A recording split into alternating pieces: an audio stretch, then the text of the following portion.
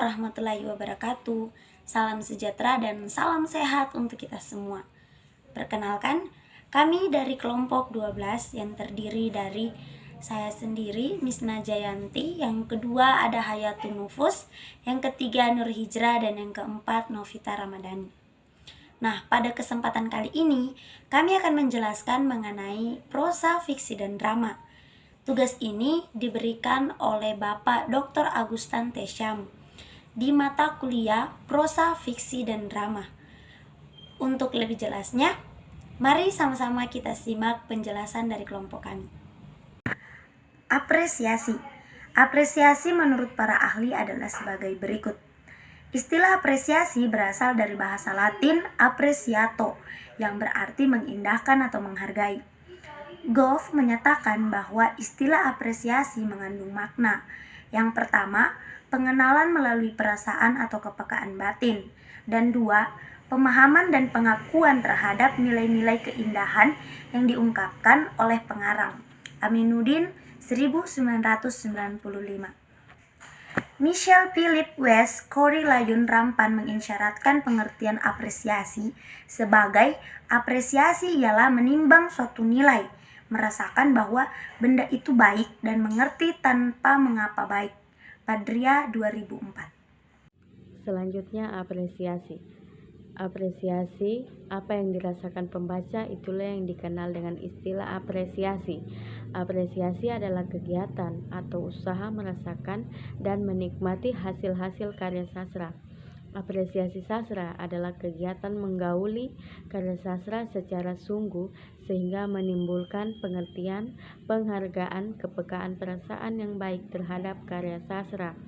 Apresiasi sastra merupakan hasil usaha pembaca dalam mencari dan menemukan nilai hakiki karya sastra lewat pemahaman dan penafsiran sistematik yang dapat dinyatakan dalam bentuk tertulis.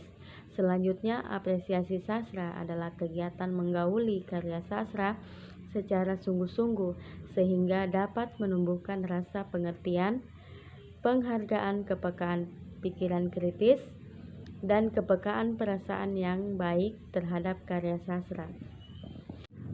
Pengertian apresiasi selanjutnya yaitu apresiasi sastra hendaknya diartikan sebagai suatu kondisi kesempatan jiwa yang matang dalam menghadapi karya sastra. Lebih luas lagi, apresiasi dimaksud sebagai kematangan jiwa untuk dapat memahami, menikmati, dan memperoleh kekayaan batin dari karya sastra. Jadi, seseorang yang memiliki apresiasi sastra yang memadai berarti ia memiliki sikap batin yang positif terhadap karya sastra. Apresiasi adalah pernyataan seseorang yang secara sadar tertarik dan senang terhadap sesuatu hal, mampu menyatakan penghargaan, dan memandang hal yang dipilihnya itu mengandung nilai dalam kehidupannya. Orang merasakan penghargaan yang menyenangkan jika terlibat dalam kegiatan yang berhubungan dengan hal yang dipilihnya tersebut. Waluyo 2003.214. Dengan demikian, apresiasi sastra adalah memberikan penilaian terhadap karya sastra. Ketika mengapresiasikan sebuah karya sastra harus dilakukan dengan pengamatan, penilaian, dan memberikan penghargaan terhadap karya sastra tersebut. Prosa. Prosa menurut para ahli adalah sebagai berikut. Prosa dalam pengertian kesusastraan disebut fiksi, teks naratif, atau wacana naratif. Istilah fiksi dalam pengertian ini berarti cerita rekaan atau hayalan. Hal ini disebabkan fiksi merupakan teks naratif yang isinya tidak menyaran pada kebenaran. Karya fiksi menceritakan sesuatu yang tidak terjadi sungguh-sungguh sehingga tidak perlu dicari kebenarannya dalam dunia nyata.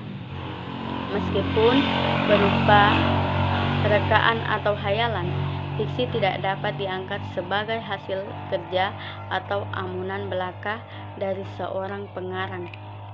Pengarang dalam hal ini melakukan penghayatan dan perenungan secara intens. Perenungan terhadap hakikat hidup dan kehidupan.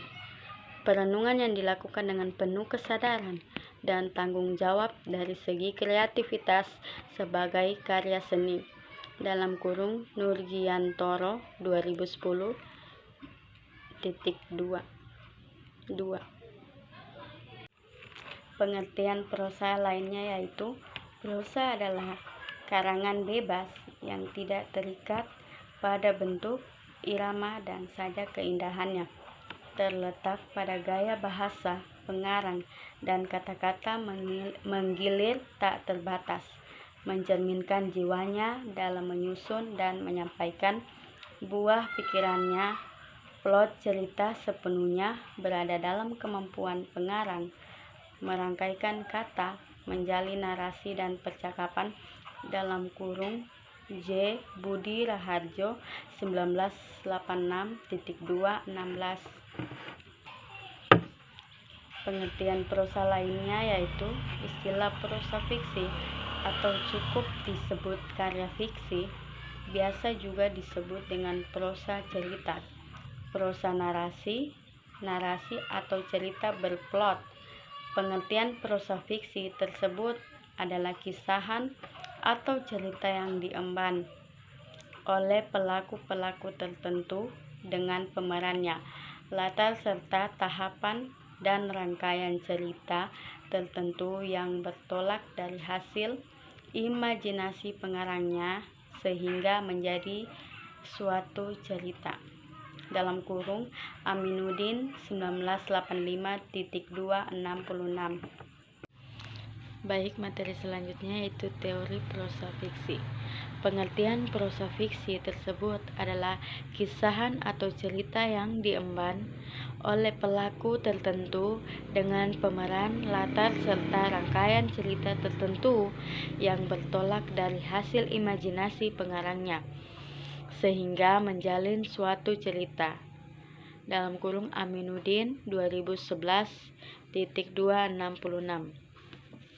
Selanjutnya, kata novel berasal dari bahasa Latin, novelas, yang berbentuk dari kata novus, yang berarti baru atau new dalam bahasa Inggris. Mengapa demikian? Karena novel adalah bentuk karya sastra yang datang dari karya sastra lainnya, seperti puisi dan drama. Istilah novel tidak hanya diterapkan untuk di berbagai tulisan yang indah yang hanya dikembangkan dalam karya fiksi prosa sebagai cerita naratif yang berkembang. Novel dibedakan dari cerita pendek dan dari hasil karya yang agak panjang yang dinamakan novelet. Dalam kurung Abraham 1981-2-110. Selanjutnya, teori pembelajaran prosa fiksi. Karya sastra suatu prosa biasa juga disebut sebagai fiksi atau cerita rekaan. Jenis karya sastra ini berupa kisah atau cerita yang dikembangkan oleh pelaku-pelaku tertentu dengan pemeran, tahap, dan rangkaian cerita tertentu yang bertolak dari hasil imajinasi pengarangnya, sehingga terjalin suatu cerita. Beberapa jenis prosa seperti cerpen, novel, drama, dan roman. Di dalam pembelajaran prosa fiksi, peserta didik tidak hanya diarahkan untuk mengenal dan membaca karya-karya tersebut, melainkan ada tujuan hakiki yang hendak dicapai dalam dunia pendidikan sastra. Selanjutnya, unsur-unsur intrinsik dalam prosa fiksi. Unsur-unsur intrinsik adalah unsur-unsur yang hadir di dalam teks dan secara langsung membangun teks itu. Unsur-unsur intrinsik dalam prosa fiksi adalah sebagai berikut. Yang pertama, tema. Suatu karya harus memiliki dasar cerita atau tema yang merupakan sasaran tujuan. Semua unsur cerita seperti penokohan, alur, dan latar didasari oleh pokok pikiran yang sama. Oleh karena itu, tema merupakan sesuatu yang sangat vital dalam sebuah cerita karena merupakan inti cerita yang mendasari cerita secara keseluruhan. Bertolak dari inti cerita itulah pengarang mengembangkan cerita menjadi bentuk yang lebih luas. Adapun menurut Stanton dan Kenny dalam teori pengkajian fiksi, tema adalah makna yang dikandung oleh sebuah cerita. Nurgiantoro 2011. Yang kedua, tokoh dan penokohan. Di dalam mengkaji unsur-unsur ini ada beberapa istilah yang mesti dipahami, yakni istilah tokoh, watak atau karakter, dan penokohan. Tokoh adalah pelaku cerita. Tokoh tidak selalu berwujud manusia, tetapi bergantung pada siapa atau apa yang diceritakannya. Watak atau karakter adalah sifat dan sikap para tokoh tersebut. Adapun penokohan atau perwatakan adalah cara pengarang menampilkan tokoh-tokoh dan watak-wataknya dalam suatu cerita. Ada beberapa metode atau cara yang digunakan pengarang dalam menampilkan tokoh beserta watak dalam ceritanya. Oleh karena itu, seorang penelaah harus mengetahui metode atau teknik-teknik penelaahannya agar jeli dalam menangkap maksudnya. Suyanto 2012. Selanjutnya yaitu fiksi. Fiksi adalah cerita rekaan, kisahan yang mempunyai tokoh, lakuan, dan alur yang dihasilkan oleh daya khayal atau imajinasi. Jika berbicara tentang fiksi, maka konteksnya akan mengingatkan kita kepada karya sastra. Sebaliknya, jika berbicara karya sastra, maka konteks tersebut akan mengarahkan kita kepada sebuah karya sastra yang bersifat fiktif. Sujiman 1984. Fiksi merupakan karya naratif yang isinya tidak menyarankan atau tidak mengacu pada kebenaran sejarah. Abrams 1981. Istilah fiksi sering digunakan dalam pertentangannya dengan realita atau sesuatu yang benar ada dan terjadi di dunia nyata, sehingga kebenarannya pun dapat dibuktikan dengan data empiris. Benar tidaknya, ada tidaknya, dan dapat tidaknya sesuatu yang dikemukakan dalam suatu karya yang dibuktikan secara empiris, inilah antara lain yang membedakan karya fiksi dan non-fiksi. Secara umum, prosa atau fiksi memiliki arti sebuah cerita rekaan yang kisahnya mempunyai aspek tokoh, alur, dan pusat pengisahan yang keseluruhannya dihasilkan oleh daya imajinasi. Fiksi atau prosa adalah salah satu jenis genre sastra, di samping genre lainnya. Genre lain yang dimaksud adalah puisi dan drama. Prosa termaksud karya sastra yang disebut cerpen dan novel. Mulyadi 2009. Fiksi adalah suatu karya sastra yang mengungkap realitas kehidupan, sehingga mampu mengembangkan daya imajinasi. Fiksi menurut Altenberg dan Lewis yang dikutip oleh Sumarjo dalam bukunya yang berjudul Apresiasi Kesusastraan 1986, menjelaskan bahwa fiksi dapat diartikan sebagai prosa naratif yang bersifat imajinatif, namun biasanya masuk akal dan mengandung kebenaran, yang mendramatisasi hubungan-hubungan antar manusia. Selanjutnya yaitu drama. Ditinjau dari asal katanya, kata drama berasal dari bahasa Yunani kuno, draomai, yang artinya berbuat, bertindak, atau beraksi. Tetapi ketika pada masa Aehlius 525 sampai 465 sebelum Masehi, arti drama mendapat penambahan menjadi kejadian, risalah, atau karangan. Untuk memperjelas arti dari pengertian-pengertian tersebut, marilah kita tinjau arti drama dalam 3 pengertian.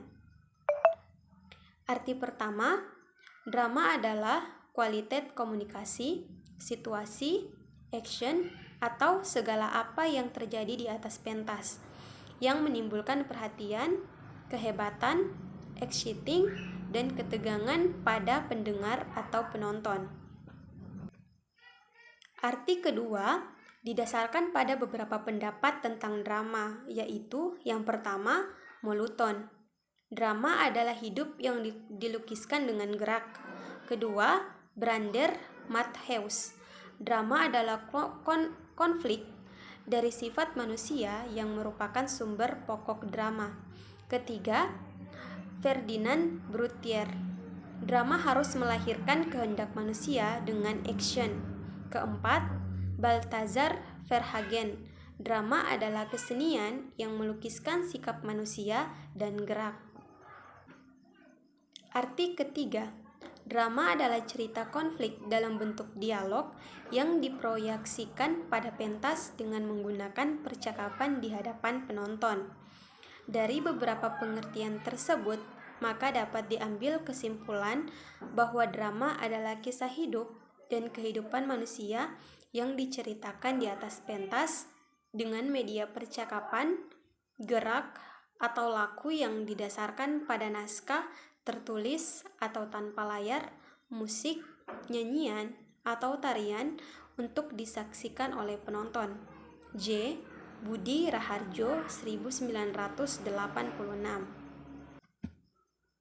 Baik, itulah pemaparan materi dari kelompok kami, kelompok 12. Lebih dan kurangnya kami mohon maaf. Kami akhiri. Wallahu musta'an. Wassalamualaikum warahmatullahi wabarakatuh.